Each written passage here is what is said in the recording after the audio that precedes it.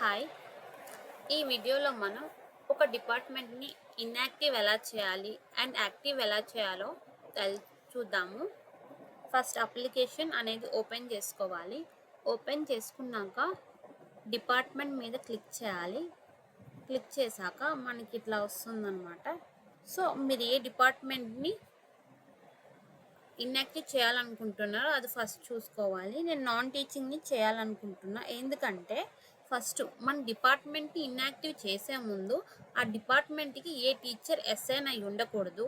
ఒకవేళ అసైన్ అయి ఉంటే ఆ డిపార్ట్మెంట్ని మనం ఇన్యాక్టివ్ చేయలేము. ఒకసారి చూడండి,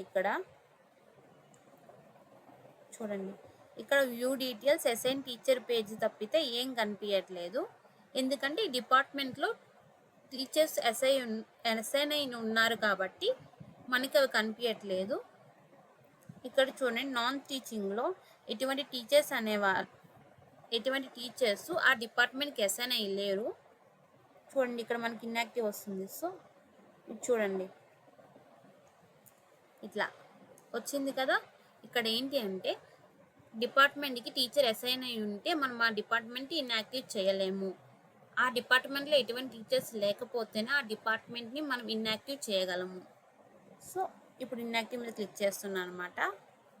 మీరు అడుగుతుంది అనమాట, ఇక్కడ పాపప్ మెసేజ్ వచ్చి మీరు నిజంగా డిపార్ట్మెంట్ ఇన్యాక్టివ్ చేయాలనుకుంటున్నారా లేదా అని చెప్పి. మీరు చేయాలనుకుంటే ఎస్ అని నొక్కాలి, లేదంటే నో క్యాన్సిల్ మీద క్లిక్ చేయాలి. నేను చేయాలనుకుంటున్నా కాబట్టి ఎస్ డియాక్టివేట్ మీద క్లిక్ చేస్తా. చూడండి, మనకి ఇక్కడ డిపార్ట్మెంట్ అనేది కనిపించట్లేదు, నాన్ టీచింగ్. చూడండి, ఇక్కడ కనిపిస్తుంది ఇన్యాక్టివ్ అయిపోయిందిగా. ఇట్లా ఒక డిపార్ట్మెంట్ని మనం ఇన్యాక్టివ్ చేసుకోవచ్చు. అండ్ ఒక ఇన్యాక్టివ్ అయిన డిపార్ట్మెంట్ని ఎట్లా యాక్టివేట్ చేసుకోవాలో ఇప్పుడు చూద్దాం. ఇందాక చేసాం కదండి, ఈ నాన్ టీచింగ్ డిపార్ట్మెంట్ ఇన్యాక్టివేట్. ఇప్పుడు దీన్ని యాక్టివేట్ చేసుకుందాం. దీని మీద క్లిక్ చేయాలి, 3 డాట్స్ మీద. చూడండి, యాక్టివ్ అని ఉంది కదా, దీని మీద క్లిక్ చేయాలి. అడుగుద్ది అనమాట, ఒక పాపప్ మెసేజ్ వచ్చి మీరు నిజంగా డిపార్ట్మెంట్ని యాక్టివేట్ చేయాలనుకుంటున్నారా, ఎందుకంటే ఈ డిపార్ట్మెంట్ ఆల్రెడీ ఇన్యాక్టివ్ చేసింది మీరే, సో మళ్ళీ తిరిగి యాక్టివేట్ చేయాలనుకుంటున్నారా అని చెప్పి అడుగుద్ది అనమాట. మీరు నిజంగా డిపార్ట్మెంట్ని యాక్టివేట్ చేయాలనుకుంటే ఎస్ యాక్టివ్ మీద క్లిక్ చేయాలి, లేదు అనుకుంటే క్యాన్సిల్ మీద క్లిక్ చేయాలి. నేను డిపార్ట్మెంట్ని తిరిగి మళ్ళీ యాక్టివ్ చేయాలనుకుంటున్నా కాబట్టి ఎస్ యాక్టివ్ మీద క్లిక్ చేస్తున్నా.